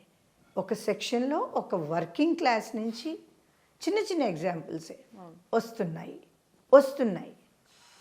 వాటిని స్వాగతించాలి. మనం అయ్యో అట్లా చేయకు, నీకు ఆరోగ్యానికి మంచిది కాదు, ఇలాంటిది వేరే వాళ్లకు ఆపాదించవచ్చు. వాళ్లకు వద్దు, వాళ్ళ నిర్ణయాలు వాళ్ళని తీసుకొనివ్వాలి. నేను చెప్పాను, ఒక శ్రామిక వర్గం నుంచి వచ్చినప్పుడు వాళ్ళ ఇట్లాంటి చేంజింగ్ ట్రాన్సిట్లో ఉంది భారతీయ సమాజం. వీటన్నిటితో పాటు ఇవన్నీ ఒక ఎత్తు అయితే, ఇవన్నీ జరిగేవి ఎక్కడ అని అంటే మీరన్న ఈ పర్టికులర్ ఈ అర్బన్ ఏరియాస్లోనే. ఈ ఉమెన్ ఫెమినిస్ట్లని, ఉమెన్ మహిళా సంఘాలు ఇవన్నీ కూడా మనకి ఇక్కడే ఉంటాయి. మీరు ఎవరి దగ్గర అయితే రీసెర్చ్ చేశారో మన ట్రైబల్స్ వాళ్ళ దగ్గర ఇవన్నీ వాళ్ళకి అసలు ఫస్ట్ ఆఫ్ ఆల్ ఐడియా ఉండదు. వాళ్ళకి ఇవన్నీ అనవసరం. యాక్చువల్లీ వాళ్ళకి ఫెమినిజం అక్కర్లేదు తల్లి. మొగడు తాగొస్తే 2 దెబ్బలేసి లేస్తే చంపుతా అంటారు. వాళ్ళకు ఎవ్వరు రాయనక్కర్లేదు. నాకు సాహిత్యం అంటే అపరంపారమైన ప్రేమ విశ్వాసం. కానీ అన్ఫార్చునేట్లీ ఆడవాళ్ళ గురించి ఒక్క రచన కూడా సరిగ్గా రాదు ఇక్కడ. ముఖ్యంగా మళ్ళీ తెలుగు అంటే నాకు చాలా ప్రేమ. తెలుగు సాహిత్యం అంటే బాగా చదువుకోవడం జరిగింది కాబట్టి నేను చూసి చెప్పేది ఏంటిదంటే, సాహిత్యంలో, తెలుగు సాహిత్యంలో నిజంగా వర్క్ స్పేస్లో ఉన్న మహిళని రిప్రజెంట్ చేసే రచనలు రావడం లేదు, అసలే రావడం లేదమ్మా. అన్నీ 2 ఎక్స్ట్రీమ్స్లో మాత్రమే వస్తున్నాయి. ఆ ఎక్స్ట్రీమ్స్లో వచ్చిన వాటిని మనం నిజం అనుకుంటున్నాం. ఆ ఎక్స్ట్రీమ్ రచనలే మనం నిజం అనుకున్నప్పుడు అదే సమాజం తీరైనప్పుడు. అందుకనే నేను అప్పుడప్పుడు పత్రికలలో కొంచెం సమాజానికి అటువైపుగా ఉన్న రచన చదివినప్పుడు వాళ్ళకి ఫోన్ చేస్తాను. ఆ పేపర్ వాళ్ళకో ఆ రచయితలకు ఫోన్ చేసి, చూసావా ఎప్పుడన్నా మీ అమ్మ అక్కలతో ఇది చూసావా, చూడనప్పుడు ఎందుకు ఇట్లాంటి విపరీతం రాయడం, అది సమంజసం కాంది, నువ్వు చూడండి ఎందుకు రాయడం. ఫెమినిజాలు మీరు అన్నట్టుగా అన్నీ అర్బన్ సొసైటీకి, అర్బన్ ఆడవాళ్ళకే తల్లి, వాళ్ళకి ఉంటాయి. వాళ్ళకి నేను చూసిన ట్రైబల్కి, ఈవెన్ ఫోక్ కమ్యూనిటీలలో, బహుజనులలో కూడా చాలా వరకు లైఫ్ స్టైల్స్లలో వాళ్ళకి ఈ అణిచివేతలు, తొక్కివేతలు ఇవన్నీ కూడా మళ్ళీ మీ అర్బన్ ఆడపిల్లలకేనమ్మా. అందుకని పాపం వాళ్ళు మళ్ళీ ఇంకొక ఎక్స్ట్రీమ్లో లిబరేటెడ్ అనుకుంటారు. You liberate your self with your mind, with your psyche, unless and until you liberate your self. కాకపోతే అన్యాయంగా రచనలలో లిబరేషన్ అంటే ఇంటి గడప దాటడమే, అన్నీ అవే పదబంధాలు, సీత గీత దాటితే ఇవన్నీ పెద్ద అంటే బోరింగ్ కన్నా ఎక్క అవుట్డేటెడ్. ఇప్పుడు మనకి అవేర్నెస్ ఉంది, అవన్నీ అక్కర్లేదు. అదే ఆలోచన వీటిలలో ఉండక్కర్లేదు. ఎందుకంటే చాలా వరకు how to look upon the societies అన్నవి మీకు వచ్చాయి. ఇక మళ్ళీ నేను చెప్పుకొచ్చే బహుజనులు, ఆదివాసీలు అంటారా, వాళ్ళది వాళ్ళకి మనం వాళ్ళని బతకనిస్తే, తెల్లబట్టల సమాజం, సభ్య సమాజం వాళ్ళని బతకనిస్తే వాళ్ళకి చాలా హ్యాపీగా, వాళ్ళకి తెలుసు ఎవరిని ఇష్టపడాలో తెలుసు. వాళ్ళకి అరేంజ్డ్ మ్యారేజ్ కావు, వాళ్ళు జతకట్టడాలే అంటారు. వాళ్ళు చూస్ చేసుకుంటారు వాళ్ళ పార్ట్నర్స్ని, వాళ్ళ ఇల్లు వాళ్ళు కట్టుకుంటారు, వాళ్ళ లైఫ్ వాళ్ళు సాగిస్తారు. వాళ్ళలో ఇప్పుడు మహిళలు, మళ్ళీ ఇక్కడ కూడా మహిళల్లో డిఫరెన్షియేషన్ మనం చూసుకోవాల్సి వస్తుంది. ఇక్కడ మన సిటీస్లో, అర్బన్స్లో కానీ మనం అన్నట్టుగానే ఈ మహిళలకు ఒక రకమైన కోరికలు, ఇమాజినేషన్స్ ఒకలాగా ఉంటాయి. వాళ్ళు ఏం కోరుకుంటారు ఎక్కువగా ఆదివాసుల మహిళలు? ఇప్పుడు మీరే అన్నారు, అర్బన్ మహిళల్లో ఇప్పటి అమ్మాయిల్లో ఏం కోరుకుంటారా? అసత్యానికి దూరంగా ఉండే కోరికలు. ఒక ఇల్లు కావాలి, ఒక కారు కావాలి, ఇవి కోరికలా? నీ సంపాదించే తాహతను బట్టి నీ జీవన శైలి సులువుగా ఉండేది. అక్కడ వాళ్ళకి జీవితం అక్కడి వరకు ఉంటుంది. పెద్ద తాత్వికమైన జీవన రీతి అది. ఇక్కడ ఏంటంటే మనం వాళ్ళని అప్రోచ్ అయ్యే తీరు అసలు సరిగ్గా పెట్టుకోలేదు కాబట్టి ఇంకా అది పెట్టుకుంటే గనక కమ్యూనిస్టులు చెప్తే అది సిద్ధాంతం అయింది, అదే మా వాళ్ళు చెప్తే అది సిద్ధాంతం అవ్వలేదు. ఎందుకంటే ఇవాళ తిండి కోసం ఇవాళ ఒక చెట్టో ఒక ఫలమో ఒక కాయో ఉంటుంది, ఒక చిన్న పోడు ఉంటుంది. తరాలకి సంపాదించి పెడతానని స్కాములు చేయరు వాళ్ళు. అయిపోయింది కదా జీవన విధానంలో తేడా. టు బి హానెస్ట్ చెప్పాలంటే ఇప్పుడు మనకి ఆదివాసుల లైఫే ఒక రకంగా మంచిగా ఒక రకంగా కాదు, చాలా మెరుగ్గా వాళ్ళదే ఉంటుంది. చాలా మెరుగ్గా మంచి ఒక లైఫ్ కనిపిస్తుంది. లైఫ్ కాదమ్మా ఇక్కడ మనం చెప్పుకోవాల్సింది, లైఫ్ కాకుండా వాళ్ళ ఆలోచన విధానం. నేను చెప్పాను ఇప్పుడే, తరాలకు సంపాదించేంత తరాలకు వచ్చేంతగా సంపాదించి పెడదామని అనుకోరు వాళ్ళు. జీవితాన్ని ఎట్లా ఎదుర్కోవాలి, ఒక అనారోగ్యరహితమైన శరీరంలో ఎలా ఉండగలగాలి, వాటి కోసం మళ్ళీ ఇప్పుడు కొట్టుకుంటున్నారు సబ్ సమాజాలు.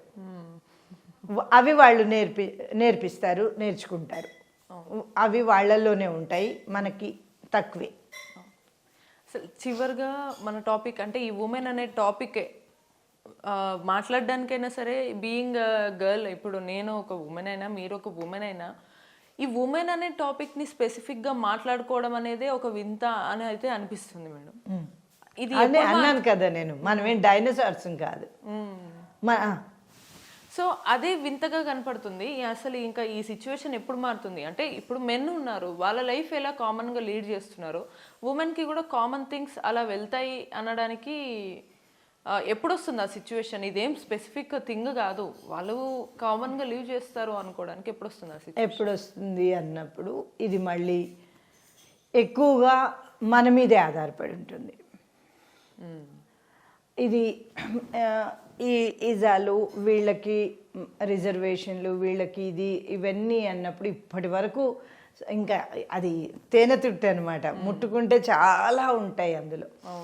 ఏండ్ల నుంచి దశాబ్దాల నుంచి మాట్లాడే ఇది రానప్పుడు, జనసంఖ్య తరుగుతూ ఉన్నప్పుడు, నేను ఇంకా భ్రూణ హత్యల వైపు వెళ్ళలేదు, వీటి వైపు ఇవన్నీ దుష్టాచారాలే. కడుపులో బిడ్డను చంపేసుకుని ఆడపిల్లలు లేకుండా పోయేది కూడా చూస్తున్నాం. అన్నిటికన్నా పెద్దది ఇది. ఆ తర్వాత మీకు చెప్పదలిసింది, ఇప్పుడు ఆడపిల్లల సంఖ్య ఎక్కువైపోయి చదువులో మగపిల్లల సంఖ్య తగ్గుతుంది. అందరూ చాలా ఉత్సాహంగా చెప్పుకున్నారు ఎడ్యుకేషన్ డిపార్ట్మెంట్లో అది ఇది.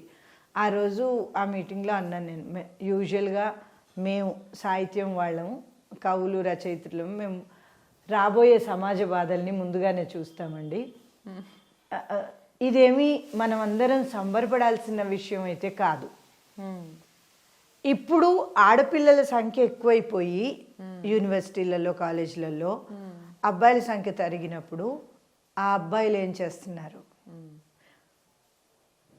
ఏ ఆటోలలో ఉన్నారు, లేకపోతే ఏ నశాలలో ఉన్నారు, ఏ తప్పుడు అలవాట్ల ఎక్కడ పోతున్నారు మరి? అది మళ్ళీ వాళ్ళని ఎదుర్కోవాల్సింది ఇంటర్న్ మళ్ళీ మనమే అమ్మా. మళ్ళీ ఒక చదువు లేని, ఒక అవగాహన లేని ఆ వ్యక్తులు మళ్ళీ అమ్మాయిలకే పడతారు. చదువుకోలేనప్పుడు నష్టపోయింది అమ్మాయి, చదువుకున్నప్పుడు మళ్ళీ నష్టపోయేది అమ్మాయి. బ్యాలెన్స్ ఎప్పుడు తప్పినా నష్టపోయేది అమ్మాయి.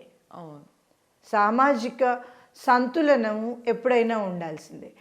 దానికి మంచి ఎగ్జాంపుల్ అంటే, ఒక 4-5 నెలల కింద వచ్చిన న్యూస్, లక్కీలీ తెలుగు పేపర్లు వేశాయి. అది మెడికల్ కాలేజ్ అబ్జర్వేషన్స్లలో వచ్చింది ఏంటంటే, అమ్మాయిలు ఎంబీబీఎస్ సీటు భారతదేశంలో ఒక ఉన్నత విద్య స్థానంలో ఉన్న ఎంబీబీఎస్ సీట్లు అమ్మాయిలు చాలామంది తెచ్చుకుంటున్నారు, చదువుకుంటున్నారు, చాలా సంతోషం. 6 ఏళ్ల తర్వాత జరిగిన అధ్యయనం ఏం చెబుతుందంటే, ముఖ్యంగా తెలంగాణలో డాక్టర్లు అమ్మాయిలు ఇంట్లో హౌస్ వైఫ్ లాగా ఉంటున్నారు,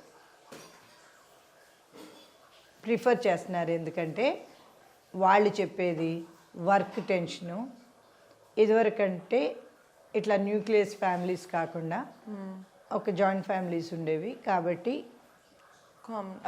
డాక్టర్ అది ఉద్యోగం కాదమ్మా. డాక్టర్స్ అంటే ఎక్కువ ఇన్పుట్ ఇవ్వాల్సిన ఇది. మళ్ళీ వాళ్ళ కార్పొరేట్ రంగం ఎలా అలవాటు చేసింది, అవర్ బేస్డ్ ఉద్యోగాలు అలవాటు చేసింది.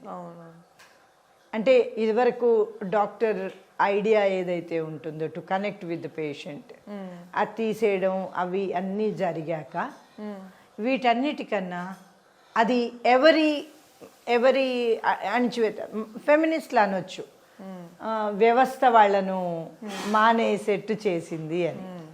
సరే వ్యవస్థ చేసి ఉండొచ్చు, కాదని కూడా మనం అనకూడదు. వ్యవస్థ వాళ్ళని మానేసేట్టుగా చేసిందేమో అని నేను పలాయనవాదం అన్ను. వ్యవస్థతో పాటుగా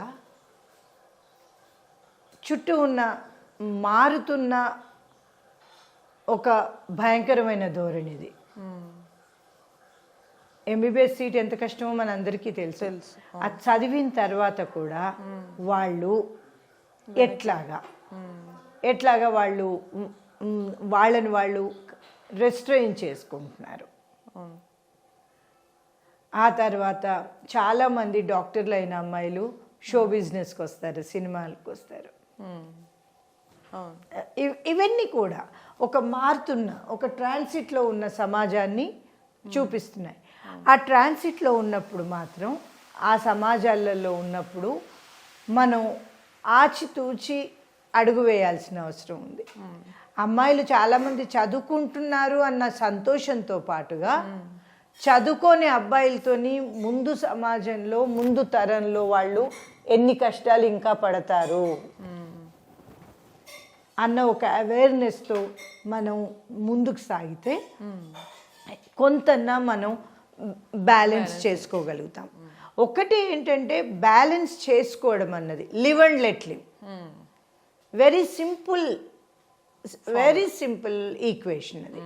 లివ్ లెట్ లివ్. సైకలాజికల్గా వాళ్ళు మనని తక్కువ చూస్తున్నారు, డెసిషన్ పవర్స్ మనకి తక్కువ ఉంటాయి.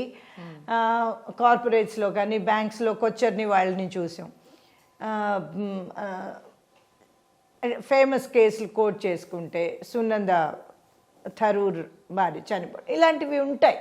ఇలాంటి ఎక్సెప్షన్స్ వదిలేస్తే కనుక జనాలకి మనకి ఈ బ్యాలెన్స్ తెచ్చుకోగలిగి వాళ్ళు మనని గౌరవించాలి అని అడుక్కోవడం కన్నా ముందు వాళ్ళ అప్రూవల్ మనకు అక్కర్లేదు. నేను ఇలా ఉంటాను, నేను సరిగ్గానే అనిపిస్తున్నాను నాకు, నేను ఇలానే ఉంటాను. ప్రాబ్లం అంతా ఎక్కడొస్తుందంటే మనం అప్రూవల్ కోసం చూస్తాం. ఇంకొకళ్ళు మనకు ఏమని అప్రూవ్ చేస్తున్నాం, oh you are very career women అన్నా. ఎందుకు? అప్రూవల్స్ అక్కర్లేదు. So have your own check list. ఇంకొకటి చెక్ లిస్ట్ కూడా జీవితానికి చెక్ లిస్ట్ ఉండదమ్మా. Have your own kind of thinking capabilities.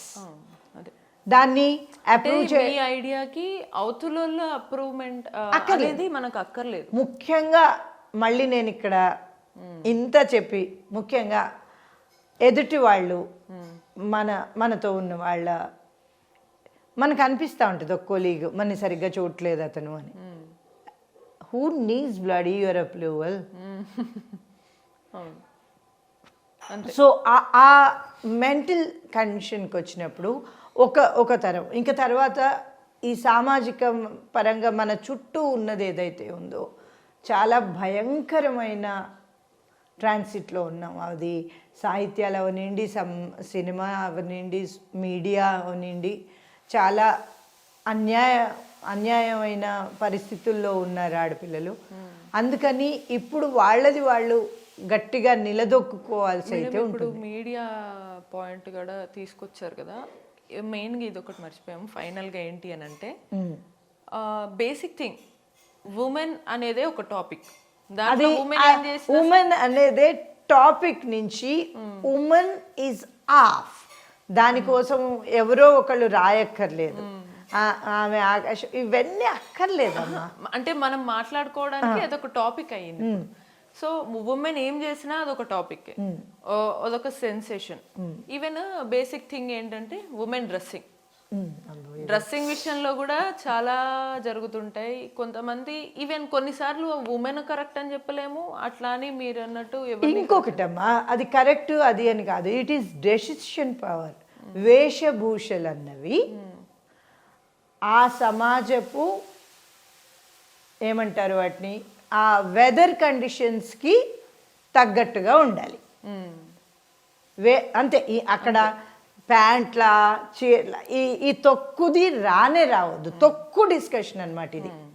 వేషధారణ అన్నది, డ్రెస్సింగ్ అన్నది చాలా హైప్ చేయబడి, ఎందుకంటే చెప్పడానికి మీ దగ్గర ఏం లేనప్పుడు ఇలాంటి అనవసరమైన వాటి మీద మీ ఫోకస్ పెట్టించబడుతుంది. ఇప్పుడు ఏదైనా కూడాను మన దగ్గర కోట్లు వేసుకుని ఉలెన్స్ వేసుకుంటే చచ్చిపోతాం, సింపుల్. ఏ సమాజానికి ఆ వాతావరణాన్ని బట్టి అక్కడి వేషధారణ ఉండాలి. అది మన సొంతము. నా ఒంటికి ఏం సూట్ అవుతుంది, నాకేం సూట్ అవుతుంది అన్నది నా ఇది. అదేదో షార్ట్స్ వేసుకోగానే నువ్వు ఆధునికురాలివి కాదు. It continues. ఫర్ ఎగ్జాంపుల్ కొన్నేళ్ల క్రితం all the people they use to ఈ పర్సనాలిటీ డెవలప్మెంట్ వాళ్ళు అందులో చెప్పుకొచ్చేవాళ్ళు అనమాట. ఏమని, women should not cross the legs అంటే నేను అన్నాను ఆ పిల్లోడిని, అది చెప్పేవాడిని. ఏరా ఇప్పుడు నేను వేసుకున్నాను కాదు. అది ఎక్కడ వర్తించేదంటే, when you wear skirts, when you are in a formal meeting, if you cross like the position would be an awkward position. అక్కడికి చెప్పబడింది, నువ్వు కట్ కాపీ పేస్ట్ చేసుకొచ్చి ఇక్కడ ఇండియాలో చెప్తే అది చాలా అనవసరమైన టాపిక్. ఎందుకంటే మామూలుగా బయట ఉండే దానికి మనం వేసుకునేది, అది సల్వార్ కానీ ప్యాంట్లు కానీ ఏది కానీ, దానికి అబ్జెక్షనబుల్గా ఉండదు. కాబట్టి ఇది మన సమూహానికి, మన గ్రూప్కి, మన సమాజానికి, మనకి ఏది అనువుగా ఉంటుందో అది వేసుకోండి, అదే ఆలోచించండి. అరువు తెచ్చుకున్న బుర్రలతో ఆలోచించకండి. ఫైనల్లీ ఏంటి అని అంటే, సింపుల్ పాయింట్, మనం ఆలోచించాలి. పక్కనోళ్ళ ఆలోచన మన ఆలోచన యాక్సెప్ట్ చేయాలి అని కోరుకోవడం, లేకపోతే మన అప్రూవల్ కాదు. ఎట్ ద ఎండ్ మనం ఆలోచించాలి. మనకి ఎలా కావాలో మనం ఆలోచించుకోవాలి. అప్రూవల్ కోసం మనం చూసినంతసేపటికి నేను క్లాస్ రూమ్లో మా ఆడపిల్లలకు చెప్తాను, ఇన్ఫార్మ్ యువర్ ఫ్యామిలీ. ఇన్ఫార్మ్ ఏది చేసినా నీ మీద నీకు ధైర్యం ఉన్నప్పుడు ఇన్ఫార్మ్ యువర్ హస్బెండ్. అక్కడి నుంచి నో వస్తుంది అనుకుంటే కన్సెంట్ అడగట్లేదు, ఇన్ఫర్మేషన్ ఇస్తున్నాను. ఆ స్వయం ప్రతిపత్తత తెచ్చుకోవడానికి ముఖ్యంగా ఆర్థికంగా సరిగ్గా ఉండాలి. ఆర్థికంగా ఇవన్నీ మళ్ళీ ఇంటర్ రిలేటెడ్ అమ్మా. ఫెమినిజంలో బాధ వచ్చేది అక్కడ అనమాట. ఇవన్నీ ఇంటర్ రిలేటెడ్ ఉంటాయి కాబట్టి చాలా ఇదిగా ముఖ్యంగా జరగాల్సింది ఇక్కడ మన దగ్గర, రిపీట్ చేస్తున్నాను, మన సైకి ఏంటి, మనం ఏంటి, ఇది మార్పు తెచ్చుకుందాము అనుకున్నప్పుడు మార్పు ముందు మీలో మీరు తెచ్చుకోండి. అది ఒక చిన్న బెనిఫిట్ దొరుకుతుంది అంటే ఆ బెనిఫిట్కి లొంగిపోయి మళ్ళీ అన్యాయం జరిగింది అనకండి. అవును, benefits are apart, standing with the cause is different. అది పెట్టుకోగలిగితే ఆ స్వయం సిద్ధత, స్వయం ప్రతిపత్తత ఉంటే చాలా సరిగ్గా ఉంటుంది. అప్రూవల్స్ కోసం మాత్రం చూడాల్సిన పని ఉండదమ్మా. ఎందుకంటే మా ఆదివాసీ ఆడవాళ్ళు ఎప్పుడు వాళ్ళ అప్రూవల్స్కి పైకి చూస్తే ఇది వాళ్ళ గురించి వాళ్ళకి తెలుసు. అట్లా మన గురించి మనం తెలుసుకుని, ఇప్పుడు చాలామంది పేరెంట్స్కి తెలుస్తుంది ఇనీషియల్గా, వాళ్ళు వెళ్ళు నువ్వు చేసే పని మంచిది అనకపోయినా మనసులో తెలుస్తుంది, yes my girl is correct అన్నది. వాళ్ళు చెప్పకపోవచ్చు. సో ఆ కాన్ఫిడెన్స్ మీలో మీరు తెచ్చుకున్నప్పుడు మార్పు వస్తుందేమో అని ఆశిద్దాము. రాకపోతే పర్వాలేదు, మారనియండి. వాళ్ళ దాంట్లో వాళ్ళు మారనియండి, మనం మాత్రమే ఇంతే ఉండి ముందుకు వెళ్ళిపోవాలి. అది ఖచ్చితంగా కొత్త అమ్మాయిలు, అర్బన్ అమ్మాయిలు అలవాటు చేసుకోవాల్సిన విషయం. So finally thank you madam me time ఇచ్చినందుకు. క్లియర్గా ఏంటి అని అంటే ఇప్పటి వరకు కూడా మీరు ఏమనుకున్నారు, ఏం చేశారు, డిస్కషన్స్ అంతా వేరు. మీరు చెప్పిన దాన్ని బట్టి చూస్తే నిజానికి ఫిజికల్గా కనిపించే అర్బన్ కంట్రీస్, సిటీస్ ఇవన్నీ కూడా డెవలప్ అయ్యాయి, కానీ ఆలోచన పరంగా చూస్తే ఆదివాసులే ఎక్కువగా డెవలప్ అయ్యారు అనేది అయితే మనకు అర్థమవుతుంది. సైకలాజికల్గా. అవును. సో అదే మనకి ఇప్పుడు ఇక్కడ సిటీస్లో కూడా వస్తే ఈ టాపిక్స్ అనేవి మాట్లాడుకోవడం అనేసి ఇది మన ఉమెన్ లైఫ్ కూడా ఒక కామన్ లైఫ్ అనేది అలవాటు అవుతుంది. ముందుగా ఎక్కడ మార్పు రావాలంటే, నేను కొండలు కొట్టేసేదాన్ని, నేను ఆకాశానికి వెళ్ళేదాన్ని, వీళ్ళందరూ నన్ను లాగేశారు, ఇది అందులో 20-25% నిజం ఉంటుంది. కొద్దిగా ఉన్నదాన్ని హైలైట్ చేసేసి మనని మనం డిమారలైజ్ చేసుకోవడం కన్నా కొద్దిగా ఉన్న ఆ అంశాన్ని పక్కకు తోసేసి ముందుకు సాగడం చాలా అవసరం. గొప్ప అని చెప్పించుకోవాలనుకోవడం ఫస్ట్ పక్కన పెట్టాలి. ఎస్, మనకి ఇష్టమైనట్టు మనం అన్కండిషనల్గా ఉంటే ఎదుటి వాళ్ళు ఇది చేయాల్సి వస్తుంది. ఇప్పుడు ఏ సమస్య అయినా ఏదైనా నేను ఇలా ఉండాలి అనుకున్నప్పుడు ఆ కండిషన్ టర్మ్స్ మీకు తెలిసి ఉండాలి. అవి ఎదుటి వాళ్లకు కూడా నేను పెడతాను, నువ్వు నా గురించి ఇలా అనుకుంటే అది చేయలేము. ఏళ్ళు బట్టి పెట్రియాక్ ఐడియాస్తోనే ఉన్నవాళ్ళు పైకి ఏదో సరిగ్గా ఉన్నట్టుగా ఉన్నా కూడాను వాళ్ళలో ఇది కనపడుతుంటుంది. అట్లాంటప్పుడు మనం గట్టిగా నిలబడ్డప్పుడు they have to bend and they have to accept. Let them. వాళ్ళు యాక్సెప్ట్ చేయాల్సిన అవసరము లేదు, ఏమీ లేదు. మనం ఉన్నట్టుగా మనం ఉందాం. ఉన్నప్పుడు మార్పు తప్పకుండా ఉంటుంది. Let's hope. Thank you. No, not let's hope, చూద్దాం. Okay, thank you for the time. Nice.